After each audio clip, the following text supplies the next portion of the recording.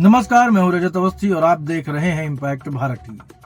आज फिर एक बहुत ही विभत्स घटना के बारे में आपको बताएंगे और बताएंगे कि समाज में कैसे इस तरह के दरिंदे आज भी हैं जो मौका देखते ही महिलाओं को अपना शिकार बनाने की कोशिश करते हैं, जिनके इस तरह के कृत्य से उन बच्चियों का पूरा भविष्य खराब हो जाता है, उनका भविष्य पूरी तरह बर्बाद हो जाता है और उसके बाद जो तकलीफें हैं वो उन्हें ही उठानी पड़ती हैं जो पीड़ित हैं। इस पर आज चर्चा करेंगे। आपको एक खबर हम बताएंगे। खबर फिर उत्तर प्रदेश से ही है और उत्तर प्रदेश के मलिहाबाद से ये खबर है, जहां पर छेड़छाड़ के आधे घंटे बाद उस बच्ची ने आत्मदाह करने की कोशिश की और वो 70% झुलस भी गई। 5 दिन से लखनऊ के सिविल हॉस्पिटल में उसका इलाज चल रहा है। उसके मामा ने बहुत सारे ऐसे तथ्यों से पर्दा उठाया है जिसकी जानकारी अभी तक किसी को नहीं थी। और सबसे बड़ी चीज है कि हमारे देश का एक बहुत बड़ा मीडिया वर्ग भी अभी तक इस खबर को दिखा नहीं पाया है। सबसे कष्ट की बात यह है, जब तक कोई केस बहुत बड़ा हाईलाइट नहीं हो जाता है तब तक इस देश का मीडिया उस खबर को उठाता ही नहीं है। 5 दिन से उस बच्ची का इलाज चल रहा है लेकिन किसी ने भी इस खबर को नहीं उठाया। लेकिन हमारे पास जब इस खबर की जानकारी आई है तो हमारे रिपोर्टर भी ग्राउंड पर गए और उन्होंने वहां पर पीड़ित से बात की, उसके मामा से बातचीत की और बहुत सारी जानकारी निकल के सामने आई। उसी के बारे में आपको हम बताने वाले हैं। पहले आपको ये खबर बता देते हैं, फिर उसके बाद इस पर हम लोग विस्तार से थोड़ा चर्चा करेंगे। घर में भांजी अकेली थी, ये मामा उसका बता रहा है। घर में भांजी अकेली थी। 22 फरवरी से जीजा का निजी अस्पताल में इलाज चल रहा है। कुछ शरीर में उनकी दिक्कत है। जो बच्ची के पिता हैं उनका इलाज चल रहा है। बच्ची की मां देखभाल के लिए अस्पताल में ही रहती है। इस दौरान आरोपी युवक ने घर में घुसकर भांजी से रेप का प्रयास किया। भांजी ने शोर मचाया तो भाग गया। घटना से हताश होकर भांजी ने, जो घटना हुई है उसको अंजाम देने की उस बच्ची ने अपने साथ कोशिश की और आसपास के लोगों ने उसे बचाया। फिर भी 60 से 70% वो उस हादसे में, उस घटना में झुलस गई। ये बात पीड़िता के मामा ने हमारे रिपोर्टरों से बताई है। मामा ने बताया कि भांजी ने 3वीं तक पढ़ाई की है। घर में पैसे की तंगी होने के कारण आगे की पढ़ाई नहीं कर सकी। परिवार के साथ काम में हाथ बटाने लगी। सिलाई कढ़ाई सीखने लगी। हुनरमंद और जिम्मेदार होने के कारण उसने परिवार की सभी जिम्मेदारियां भी संभाल ली। घटना मलिहाबाद की है। पीड़िता की उम्र 17 साल है। पिता ऑटो चलाते हैं। कुछ दिन पहले उनको कुछ शरीर में दिक्कत हुई थी जिसकी वजह से उनका इलाज चल रहा है। फाइलेरिया की शिकायत थी उन्हें और जिनका इलाज मलिहाबाद के निजी अस्पताल में चल रहा है। डॉक्टर ने ऑपरेशन की बात भी कही है। इस वजह से 22 फरवरी को एडमिट उनको करना पड़ा। नाबालिग की मां अस्पताल में ही रहती है, बस खाना लेने के लिए घर आती है। पिता के अस्पताल में एडमिट होने की वजह से आरोपी राहुल को भांजी के अकेले होने की जानकारी थी। कौन कब आता है ये सब आरोपी जानता था। 27 फरवरी की दोपहर 12 बजे राहुल घर में घुसा। भांजी के साथ छेड़छाड़ करने लगा। शोर मचाने पर उसका मुंह दबा दिया। इस वजह से उसकी चीख कमरे से बाहर नहीं जा सकी। राहुल नाम है उसका और हम नाम नहीं छिपाएंगे। ऐसे दरिंदों का नाम सामने आना चाहिए।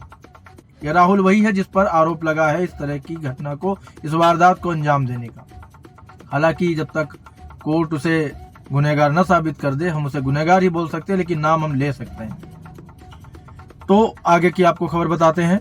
मामा ने बताया कि घर के बगल में लड़की के चाचा का घर है। जब आरोपी भांजी से छेड़छाड़ कर रहा था उसी समय किसी काम से 11 साल का छोटा भाई वहां घर में पहुंच गया। अंदर गया तो आरोपी जबरदस्ती कर रहा था। वो चुपचाप लौट आया और घर आकर पूरी बात माता पिता से बताई। नाबालिग की चाची पहुंची और बाहर से दरवाजा बंद कर शोर मचाने लगी। आरोपी खुद को फंसता देख जान से मारने की धमकी देकर पीछे की तरफ से कूदकर फरार हो गया। परिवार के सदस्य समझाकर अपने घर चले गए, लेकिन घटना से नाबालिग इतनी हताश थी कि उसने अपने आप को घर में कैद कर लिया और खुद के साथ इस तरह की घटना को उसने अंजाम दिया। धुआं और चीख सुनकर आसपास के लोग पहुंचे। कंबल डालकर आग बुझाने का प्रयास किया, लेकिन तब तक आधे से ज्यादा उसका शरीर झुलस चुका था। उसे पास के अस्पताल पहुंचाया गया। यहाँ से डॉक्टर ने सिविल अस्पताल उसे रेफर कर दिया। पिता ऑपरेशन के चलते अस्पताल में भर्ती हैं। बेटी के इस तरह की घटना की सूचना मिलने पर वो भागकर सिविल अस्पताल पहुंचे। डॉक्टरों के समझाने पर वापस भर्ती उनको किया गया। अब नानी और मामा अस्पताल में नाबालिग की देखरेख कर रहे हैं। डीसीपी पश्चिम विश्वजीत श्रीवास्तव ने बताया, आरोपी को गिरफ्तार करके जेल भेज दिया गया है। इस घटना को एक बड़े सरल तरीके से कुछ लोग देख रहे होंगे। कुछ लोगों का तो मानना यह होता है कि समाज में इस तरह की घटनाएं होती रहती हैं, इन पे ज्यादा ध्यान नहीं देना चाहिए। लेकिन क्या एक सभ्य समाज में जहां पर भारत इतनी उन्नति की ओर बढ़ रहा है, अभी भी ऐसे हालात हैं, ऐसी मानसिकता वाले लोग रहते हैं कि किसी का फायदा, नुकसान, भविष्य, उनकी जीवन की उन्हें कोई कदर नहीं है, कोई परवाह नहीं है। किसी के जीवन के साथ इतना बड़ा खिलवाड़ कर देते हैं, क्या उन्हें जरा सा भी कानून का डर नहीं है? ये सब सोचने वाली बातें हैं और इन पर गंभीर विचार होना भी चाहिए और कुछ गंभीर ठोस कदम उठाए भी जाने चाहिए। बहुत सारी धाराओं में बदलाव किया गया, बहुत सारे कानून बदले गए, लेकिन मेरा एक्चुअल सवाल यह है कि क्या ग्राउंड पर ये सिचुएशंस बदली हैं? अब पहला तो यह है कि जब तक इस तरह की चीजों को अंजाम देने वाले लोग, वो बेशर्म लोग अपने आप को नहीं बदलना चाहेंगे, अपनी मानसिकता को नहीं बदलना चाहेंगे, तो इस चीजों में बदलाव कैसे आएगा? कानून का पालन लोग नहीं करेंगे तो कानून बदलने का फायदा क्या होगा? लेकिन फिर भी ऐसे दरिंदों के लिए कुछ सख्त और कानून होने चाहिए। अगर बाकी देशों की हम तुलना करें तो ऐसे आरोपों में फंसने वाले लोगों को तुरंत ऑन द स्पॉट सजा दी जाती है। हमारे भारत में अधिकारी बोलते हैं कि भाई उसे गिरफ्तार करके जेल भेज दिया गया है। एक बच्ची जो अपने घर का सहारा है, उन माँ बाप का सहारा है, उस बच्ची के साथ उसके साथ ऐसी वारदात घटना को अंजाम देने वाला व्यक्ति जिसे अधिकारी बोलते हैं गिरफ्तार करके जेल भेज दिया गया, क्या इतना काफी होता है? क्या इतना ही काफी होना चाहिए? कब तक ऐसी घटनाएं होती रहेंगी और कब तक इस तरह की मानसिकता लोग रखेंगे? सबसे बड़ी जिम्मेदारी तो समाज में रह रहे लोगों की है। कानून को तो एक दरकिनार आप कर दो। क्या अच्छी मानसिकता लेकर के नहीं जी सकते हैं लोग? किसी का भविष्य, किसी का जीवन इस तरह से बर्बाद करके क्या मिलता है किसी को?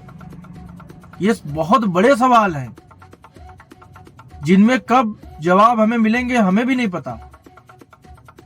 दूसरी सबसे बड़ी चीज, इस देश का मीडिया ऐसी घटनाओं को दिखाता ही नहीं है। कोई बड़ा केस होगा तभी दिखाया जाएगा, और ये बड़ा केस नहीं है। एक बच्ची ने खुद के साथ इस तरह की घटना कर ली, केवल इस टेंशन में आकर के इस तरह से डिप्रेस्ड हो गई कि उसके साथ छेड़छाड़ हुई। क्या ये बड़ी घटना नहीं है? ये नहीं, इस पे आवाज नहीं उठनी चाहिए। और सबसे बड़ा एक सवाल मेरा आप सबसे भी है दर्शकों कि क्या आम लोग इसके खिलाफ कोई आवाज नहीं उठा सकते हैं?